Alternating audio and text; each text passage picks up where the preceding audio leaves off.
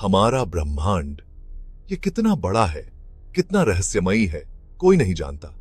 इसमें अरबों खरबों आकाशगंगाएं हैं और हर आकाशगंगा में अरबों खरबों तारे हैं। 20वीं सदी में ज्यादातर वैज्ञानिक मानते थे कि ब्रह्मांड फैल रहा है और ये सब हुआ बिग बैंग की वजह से। बिग बैंग वो धमाका था जिससे हमारे ब्रह्मांड का जन्म हुआ, लेकिन इस बात पर बहस थी कि ये कितनी तेजी से फैल रहा है। कुछ वैज्ञानिकों का मानना था कि ये धीरे धीरे फैल रहा है। उनका कहना था कि गुरुत्वाकर्षण जो चीजों को एक दूसरे के पास खींचता है, आखिरकार जीत जाएगा और ब्रह्मांड वापस सिकुड़कर बिग क्रंच में समा जाएगा। दूसरे वैज्ञानिकों का मानना था कि ये हमेशा के लिए फैलता रहेगा। उनका कहना था कि बिग बैंग में इतनी ताकत थी कि वो गुरुत्वाकर्षण को हरा देगा। फिर 1989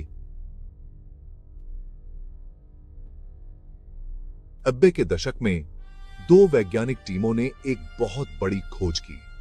उन्होंने पाया कि ब्रह्मांड धीमा नहीं हो रहा था, बल्कि और तेजी से फैल रहा था।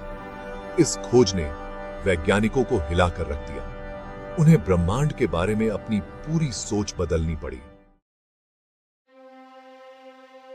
ब्रह्मांड के तेजी से फैलने की खोज ने वैज्ञानिकों को चौंका दिया। ये उनके सारे अनुमानों के खिलाफ था।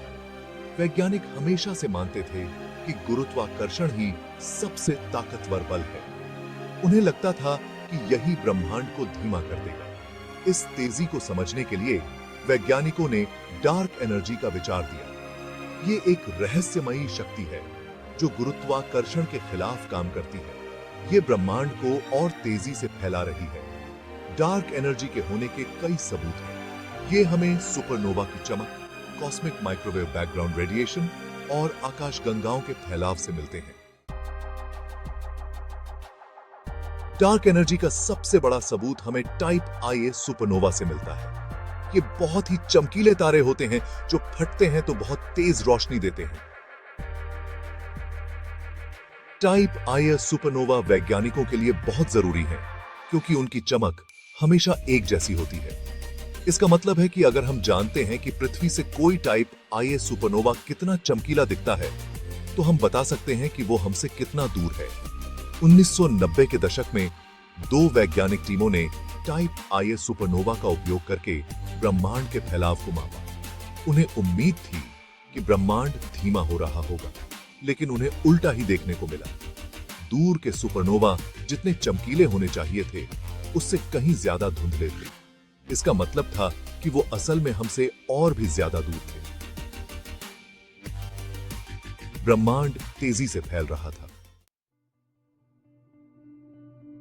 डार्क एनर्जी एक बहुत ही रहस्यमयी चीज है। यह ब्रह्मांड की कुल ऊर्जा का लगभग 68% हिस्सा है। फिर भी हम इसके बारे में बहुत कम जानते हैं। डार्क एनर्जी की सबसे अजीब बात यह है कि इसका दबाव नकारात्मक होता है। इसका मतलब है कि जैसे जैसे ब्रह्मांड फैलता है, डार्क एनर्जी की शक्ति कम नहीं होती। यह सामान्य पदार्थ और विकिरण से बिल्कुल अलग है, जिनकी शक्ति ब्रह्मांड के फैलने के साथ कम होती जाती है। डार्क एनर्जी कहां से आती है, यह भी एक रहस्य है। कुछ वैज्ञानिकों का मानना है कि यह खुद अंतरिक्ष का एक गुण है। कुछ का कहना है कि यह कोई नया पदार्थ या ऊर्जा हो सकती है, जिसके बारे में हमें अभी तक कुछ नहीं पता। डार्क एनर्जी को समझने के लिए एक मुख्य सिद्धांत है, जिसे क्विंटेसेंस कहा जाता है। इस सिद्धांत के अनुसार डार्क एनर्जी कोई स्थिर बल नहीं है, बल्कि यह एक गतिशील क्षेत्र है जो समय के साथ बदलता रहता है।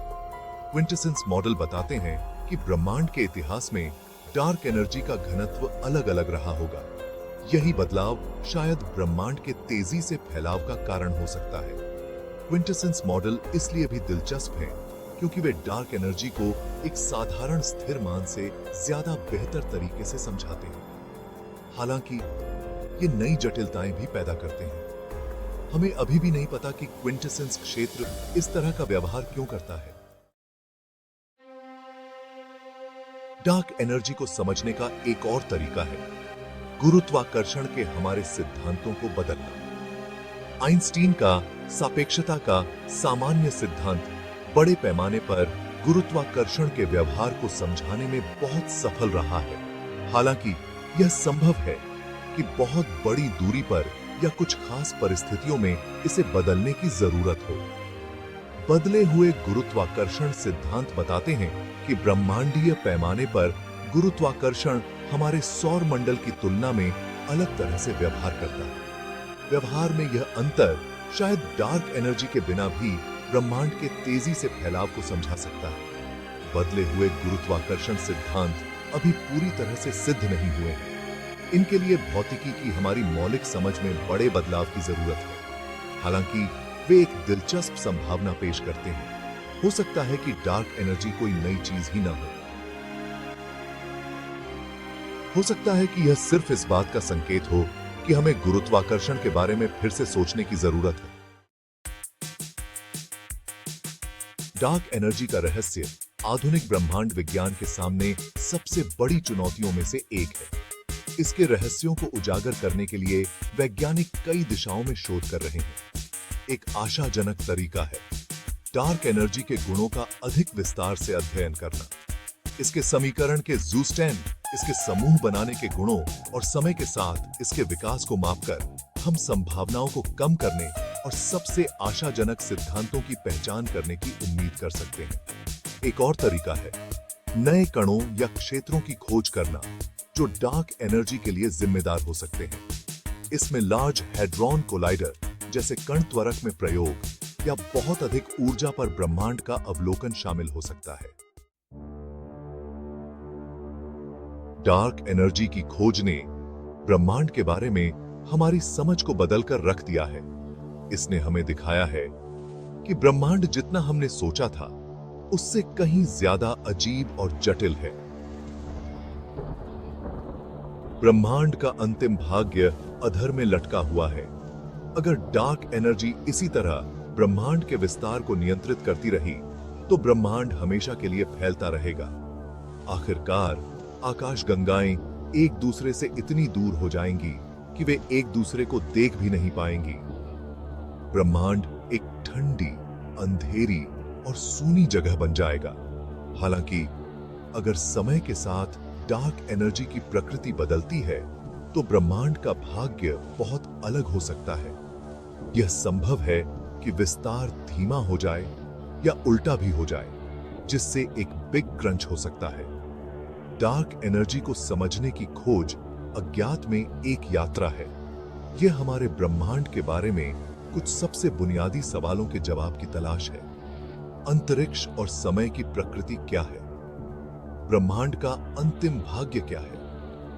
इन सवालों के जवाब अभी भी मायावी बने हुए हैं। लेकिन जैसे जैसे हम ब्रह्मांड का पता लगाना जारी रखते हैं और मानव ज्ञान की सीमाओं को आगे बढ़ाते हैं, वैसे वैसे हम डार्क एनर्जी के रहस्य को उजागर करने और अपने ब्रह्मांड के रहस्यों को उजागर करने के करीब पहुंचते जाते हैं।